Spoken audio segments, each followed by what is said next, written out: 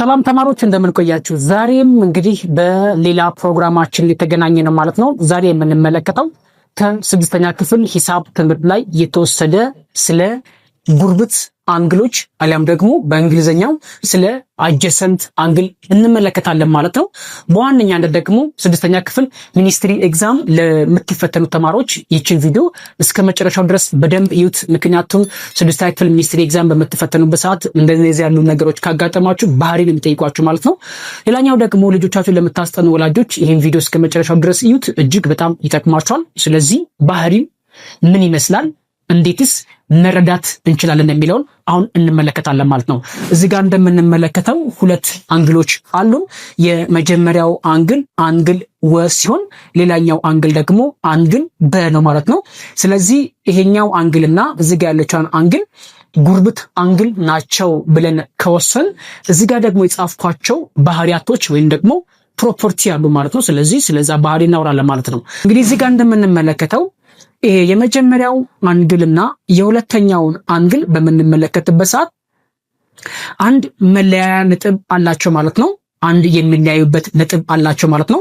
ለምሳሌ የመጀመሪያውን አንግል ወይም አንግል ወ በምንመለከትበት ሰዓት ከዚህኛው መስመር ተነስተን ይሄኛውን እንደዚህ አቋርጠን ወደዚህ በምንመጣበት ሰዓት እችኛይቷን ራሱን የቻለ አንድ አንግል አለን ማለት ነው። ሁለተኛው አንግል ደግሞ ከለ ተነስታችሁ ሀሌቷን ነክታችሁ እዚህ ረ ድረስ በምትደርሱበት ሰዓት በመሃል የሚፈጠር ሌላኛው አንግል አለ ማለት ነው። ስለዚህ እነዚህ ሁለቱም አንግሎች ጉርብት አንግሎች ናቸው ወይም ደግሞ አጀሰንት አንግል ብለን እንጠራቸዋለን ማለት ነው።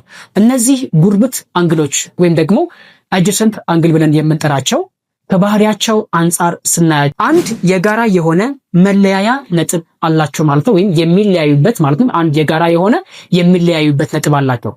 አንድ የጋራ የሆነ የሚለያዩበት ነጥብ አላቸው ማለት ምን ማለት መሰላችሁ? አንግል ወ በምናወራበት ሰዓት በቀጥታ የምንነካው ሀሌቷን ነክተን ነው የምናልፈው ማለት ነው። ሌላኛው ደግሞ ስለ አንግል በምናወራበት ሰዓት ለ ብለን እንደገና እዚህ ጋር መተን ሀሌቷ ከዛ ወደዚህ በምንመለስበት ሰዓት ረ ነው የምንለው። ስለዚህ ሁለቱንም አንግሎች በምንናገርበት ሰዓት ወይም ደግሞ በምንጠቅስበት ሰዓት አንድ የጋራ የሆነች ምናለች ማለት ነው ነጥብ አለን። ወይም ደግሞ እነዚህ ሁለቱም አንግሎች አንድ የጋራ የሆነ መለያ ነጥብ አላቸው ማለት ነው። ሌላኛው ደግሞ ሁለቱንም የጋራ የሆነ ጎን አላቸው ማለት ነው።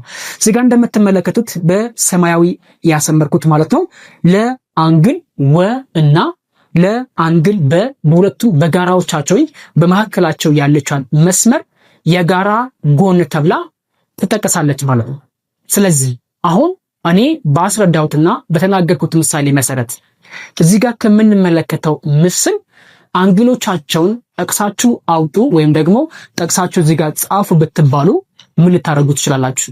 ስለዚህች አንግል የምናወራ ከሆነ እዚህ ጋር ብቻዋን ያለችውን አንግል የምናወራ ከሆነ ስለዚህ አንግል የምናወራ ከሆነ አንግል እቺ ምልክት ብዙ ጊዜ የአንግል ምልክትን ወይም አንግል መሆኑን የምንጠቅስበትን ምልክት ነው ማለት። ስለዚህ መ ሀ ለ አንግል መ ሀ ለ።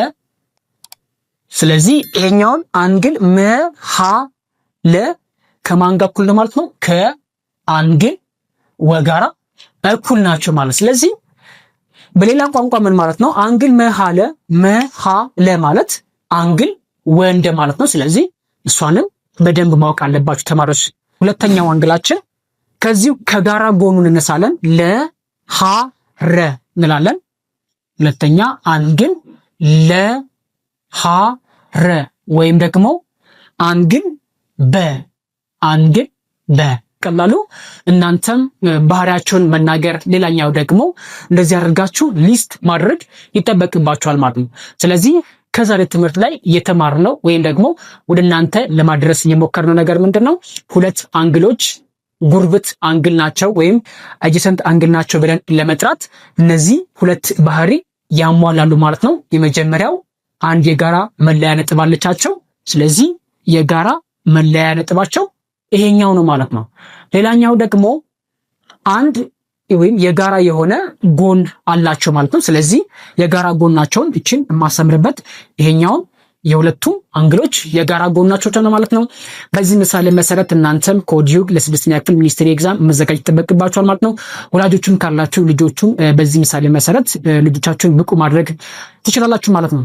በቀጣይ የምንገናኘው ስለ ጀርባ ጀርብ አንግሎች እንዲሁም ደግሞ ሌሎቹ ተዛማጅ አንግሎችን እንመለከታለን ማለት ነው። ማንኛውንም አይነት ሐሳብ አስተያየት ካላችሁ ኮሜንት ላይ አሳውቁኝ። በቀጣይ ሌላ ቪዲዮ እንገናኛለን። ለቤቱም አዲስ ከሆናችሁ ሰብስክራይብ አድርጉ። ቪዲዮ ደግሞ ለብዙ ተማሪዎች እንዲደርሳቸው ሼር ብታደርጉት እንዲሁም ላይክ ብታደርጉት ይመረጣል።